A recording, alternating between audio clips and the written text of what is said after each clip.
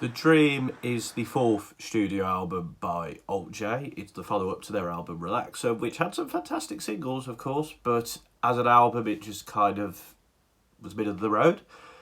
The Dream is, yeah, I enjoy this album. I think it's pretty solid. I think the majority of the tracks here are definitely enjoyable, but I don't know, it's weird. There's nothing here I would say that reaches like the highs of like those singles, so like your Dead Crushes and Cold Blood, Free WW, or Adelaide, or even like the high points of the previous two albums. But yeah, I don't know. This is a good album overall. I'd say I think instrumentally it's enjoyable, but it doesn't take too many risks, except on the tracks like Chicago, Philadelphia, and Walk a Mile. That is sort of the peak point of the album, in my opinion, because that's when Alt J are taking the most risks, I think. Like Chicago has this house influence to it, which makes it very gritty and dark. Philadelphia has a more sort of folky country vibe to it, and I think it's said that they were inspired by the Beatles in the 60s.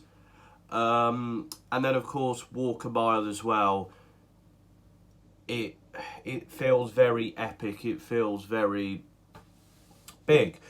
But yeah, for the majority of this album, though, I find it enjoyable. I think The Dream is an appropriate title because it's like a collection of these very odd and sort of out there stories, like a 15-year-old becoming a crypto millionaire and people going on a date, a day at the swimming pool. People going on a date isn't that out there, but it's like teenagers and sort of young, unrequited love. And there's also one about like this couple not being together anymore, and he says a line about tiramisu, which is interesting. But yeah, no, The Dream is...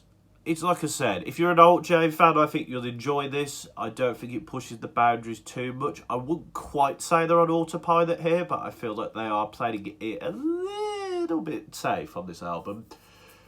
But if you don't like Alt J, I don't think this will change your opinion, really. But The Dream is a good album. I enjoyed it, and I'll probably go back to it at some point.